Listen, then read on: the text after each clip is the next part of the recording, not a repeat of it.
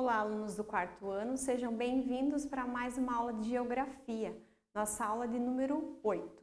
Com vocês, a professora Janine, e o tema da nossa aula de hoje são os africanos e o povo brasileiro. Então, nas aulas anteriores, nós falamos da formação do povo brasileiro, da influência dos indígenas, dos europeus, e agora nós vamos falar dos africanos. Os objetivos da nossa aula são entender a vinda dos africanos para a América do Sul, reconhecer a influência africana na formação do povo brasileiro e apreciar a diversidade cultural africana.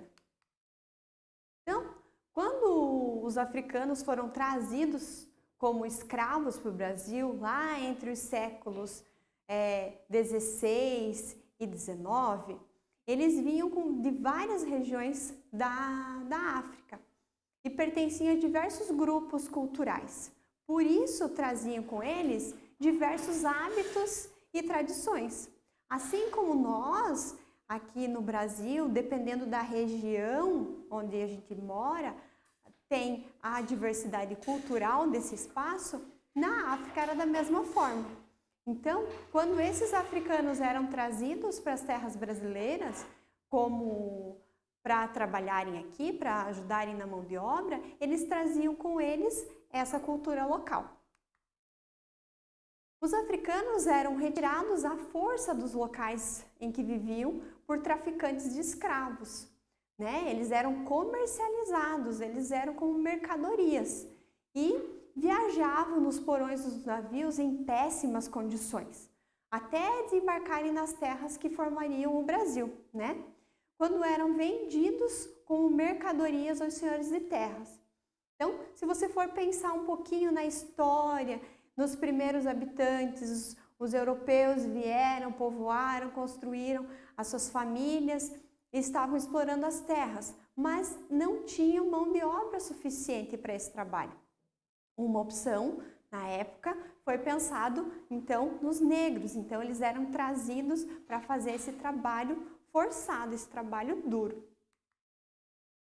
Os africanos escravizados trabalhavam no cultivo da cana-de-açúcar, na produção do açúcar também, na extração de metais e pedras preciosas, no cultivo do café e em serviços domésticos.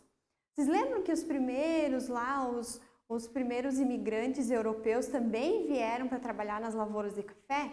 Pois é, mas essa cultura se expandiu e a mão de obra ficou escassa. Por isso, essas pessoas, os africanos, foram trazidos para trabalhar também nesse processo. Além de trabalhar dentro das casas. Então, nas sedes das grandes fazendas, sempre tinha a sede onde morava o senhor, e a sua família, e alguns negros eram selecionados para trabalhar dentro das casas, servindo essa família, servindo esse senhor.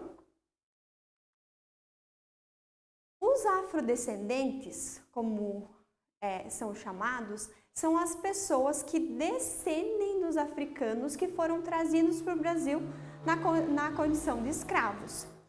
E em 2015, dados do IBGE mostraram que aproximadamente 54% da população do país era composta de pretos e pardos. Vejam só, mais da metade da população era preta ou parda. Parda é a mistura do negro e branco. Após o fim da escravidão, lá em 1888, as condições sociais e econômicas dos escravos libertos e dos seus descendentes continuaram precárias. Somente nas últimas décadas é que essas condições melhoraram para os afrodescendentes. Então, mesmo depois da Carta de Alforria, da liberdade que eles receberam, não era fácil a vida deles. Eles não tinham onde trabalhar, eles não tinham onde morar muitas vezes, porque ganhar a liberdade da fazenda onde eles viviam não garantia a posse de uma terra, de uma casa, de um trabalho. Então, muitos continuaram condicionados àquele trabalho da fazenda, mesmo podendo ter liberdade, porque não era fácil deles conseguirem sobreviver. Mas depois, com muita luta, muita reivindicação de direitos, é que começou-se a pensar nessa população e dar condições para que eles tivessem igualdade às demais pessoas do país. A discriminação e a desigualdade ainda atingem essa parcela da população, infelizmente, né? Das mais variadas formas, desde o acesso à moradia até a educação e a renda salarial. É como se tivesse um abismo entre os negros e os brancos, né? Ali na imagem que a professora trouxe para vocês têm uma noção de como talvez eles se sentem muitas vezes, né? De um lado, um aglomerado de casas sem condições, mal pensada, mal planejada. Do outro lado, um espaço para habitação saudável, para lazer, com condições de ter uma vida legal. E isso a gente pode ver desde a condição salarial, da educação. Nem todos conseguem ter acesso à educação da mesma forma. Isso, infelizmente, é uma coisa que incomoda e configura essa população ali até os dias de hoje. E o que são comunidades quilombola? Você já ouviu falar? A escravidão durou mais ou menos uns 300 anos no Brasil. E durante esse período, e até mesmo depois, formaram-se vários quilombos. O que são esses quilombos?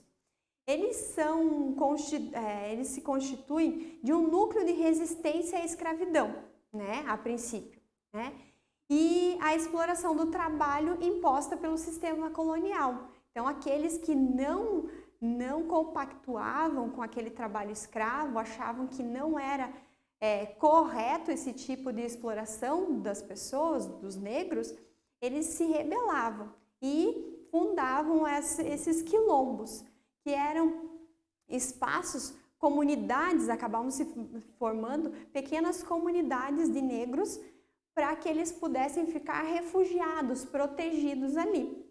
E esses núcleos ou comunidades, né, agrupavam africanos escravizados que fugiam da escravidão, né, ainda no período da escravidão, não compactuavam com aquilo e acabavam fugindo. Também africanos escravizados libertos, indígenas e brancos pobres. Não era só uma questão dos negros, tá? Não é só negro que é pobre, não é só negro que é discriminado, tá? Então, tem branco que também passa por algumas situações bem semelhantes.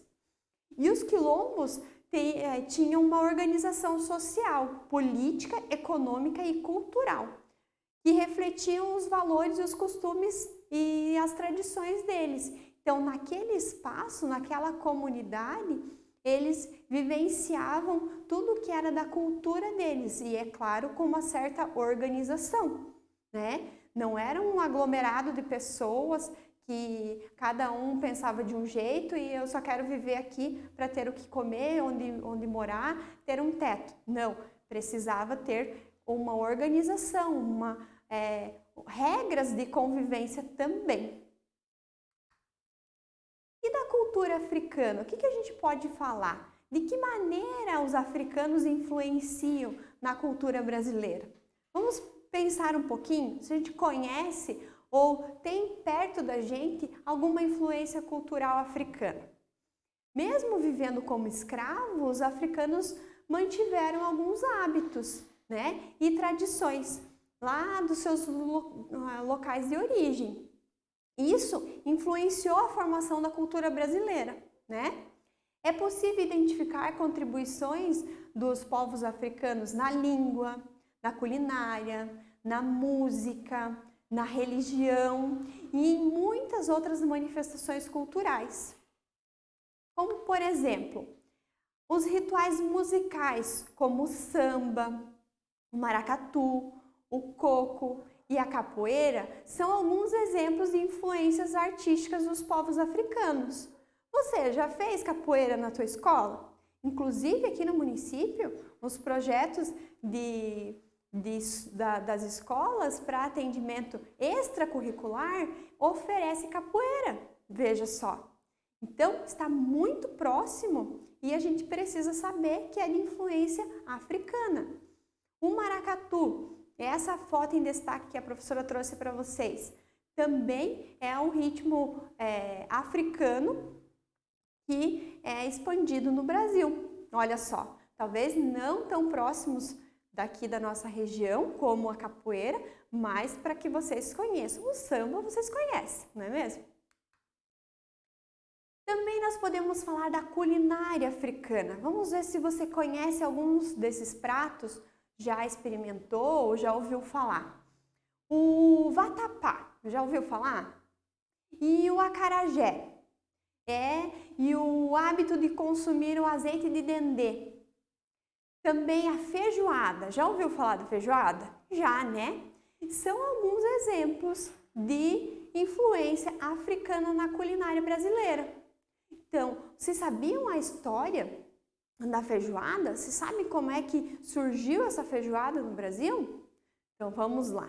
Essa feijoada que hoje, às vezes, é feita até uma festa, um evento para comer a feijoada, se reúnem várias pessoas da família para fazer um evento para comer essa feijoada, ela originou da convivência desses africanos lá nas fazendas.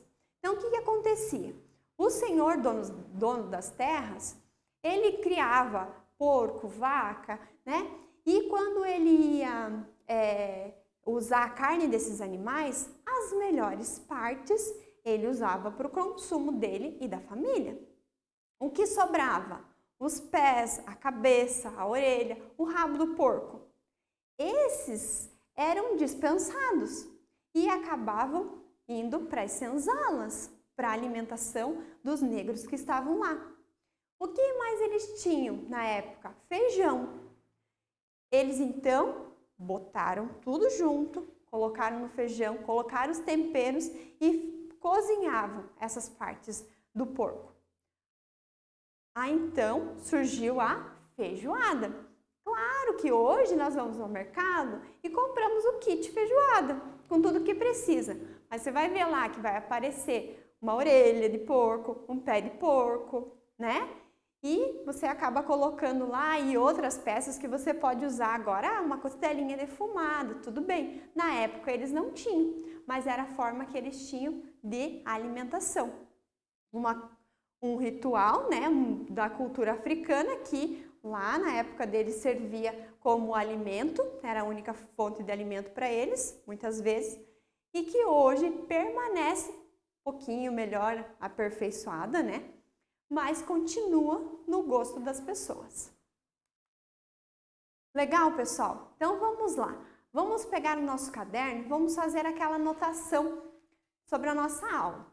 A data de hoje, o tema da nossa aula e o que nós aprendemos hoje sobre esse assunto. De que maneira os africanos influenciaram a formação do povo brasileiro?